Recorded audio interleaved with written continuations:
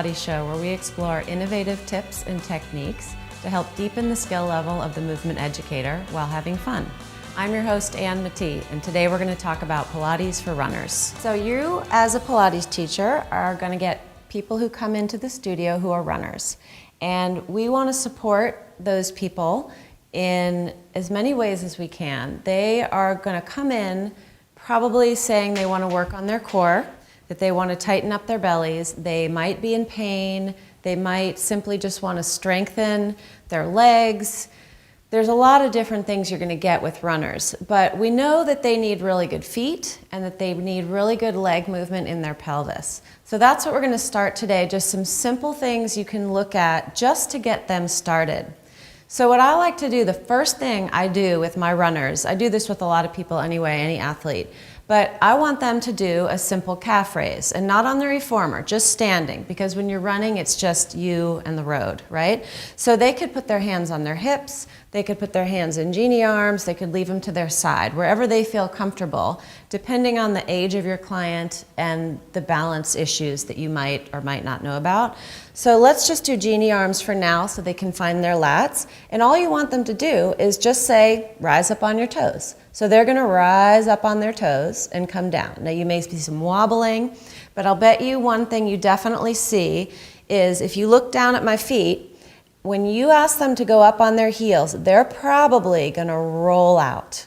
Okay, they're going to lose their big toe joint and fall out to the sides, or they might fall inward, but you most likely see some sort of ankle leg instability. So you want to start super simply, just have them rise up and down and stay over that spot in between the big toe and the second toe so that they're really using their big toe, because we know you need your big toe for running.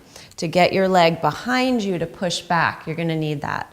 So after you've done a few of those, they've found their calves, they've found their good alignment, and they can rise up and down without too much shifting and stay over their midline, then you can move this into some leg pumps. So this is a simple exercise a lot of us know already, leg pumps standing, but we're going to look at it with the runner and athlete in mind. So I'm going to turn to my chair, and I have 2 medium springs on right now, and you can of course adjust that depending on the strength of your person. I like to keep things really simple at first. So right now it's just me and my chair, nothing else around me. You're going to stand just a little bit behind the chair. You're going to find that same parallel foot and leg that you had, right? They're going to already be, you already have warmed them up perhaps. They already know where their center is. They've got their deep belly turned on, their shoulders are released, their head is long. Let's do genie arms again. So they come down, they have their lats, right? They've got this supporting them, and they're going to bring one foot up. You're going to take them really slowly at first so they stay stable. They need to be standing really strong into their standing leg. That can't be relaxed. It has to be strong and straight, especially in the glute. And you're going to start the simple leg pumps, pressing down and pressing up. So your client may lose some balance at this point, right? And we'll talk about that in a minute. But you want them to go nice and slowly, staying over the ball of the foot that they just found, right? So their knee floats up on the inhale, and on the exhale, you press down. Reach into the ball of the foot, find their glute. They have to keep their pelvis really, really organized here and their shoulders down. So after you do a few of those and that client is stable, you're going to have them press the pedal all the way down. Eyes are on the horizon the whole time. Now you're going to hold the pedal down, and you're going to do that same calf raise that you just did a moment ago. So they're going to be rising up and down. So they have to hold the pedal down with their right foot, right, which may be difficult. They may wobble a little bit. They have to stand really strong into that left leg. Then the pedal finally, after you've done a bunch of those, the pedal can come up, and without too much shifting, they're going to come back down. Then you can give them a little break. They can release it out. Now, runners spend a lot of time on the road. They don't have a lot of time for cross training, but we know it's crucial. So you want to give them exercises that also tap into their athletic side. So they may need some therapeutic movement, but you want to give them little sips of that in between some more athletic stuff too, so that they feel like they're working. A lot of runners really like that, right? They want to get a little sweaty, they want to feel that movement.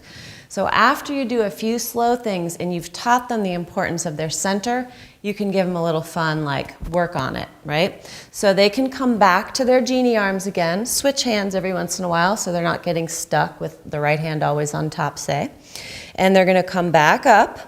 In this version, I want them to lean forward a little bit from their ankles, because when we run, that's what we do. You have to lean forward a little bit from your ankles in order to make that forward movement. So they're gonna have that big toe working for them again, right? Once they've leaned forward, they're gonna start pressing a little bit quicker. So here is a lot of stability. That leg is moving quickly. You're looking for a full range of motion without slamming at the bottom or the top. A nice real flow of that ball and socket joint. And when you're leaning forward, they'll feel their bellies turn on also. Shoulders are down, you're nice and straight and long, eyes on the horizon. And you can have them pump that leg a bunch of times, find a nice rhythm for them, and they're gonna feel the back of their glute. And this is hill climbing. Right? So they can climb hills all days with this. They're leaning into that hill and they're pushing the road back underneath them, right? So that's gonna feel really good and athletic to them. When they're done, they'll stand up tall again, they let the pedal come up nice, and they step back down. Shake it out, of course you do the other side. Now, people who have trouble with balance are gonna need modifications. So as you know, a lot of these chairs come with the big long handles. This Exo chair does not have them, but a lot of the Balance Bodies, a lot of different brands have them, the electric chair. So you know, they come in the side and there's these, you can put your hands just right on top of those. And that will give them a lot of stability, right? Alternate to that, if you want to take it, make it a little bit harder, right? If they're good at that, if they've got that and they have their balance, you could take a magic circle and they could reach that out. So now they've got something to hold on to. That's going to give people a real sense of balance. They can root down into their shoulder blades, which they'll need for running anyway, draw into their belly, that foot can float up, and they can go again. So now they feel like they're holding something, but they're really not, right? You've got them, they're balancing on their own. So that's a nice trick, and then you can kind of point that out to them after they do a few, and you can take that away, and it's just them in the chair, them in the road again. So I hope that helps, gives you something to start with. That's it for today. If you have an observation or a question for an upcoming episode, you can comment below on Facebook, on Twitter, or on our forum. Thanks for watching, and never stop learning.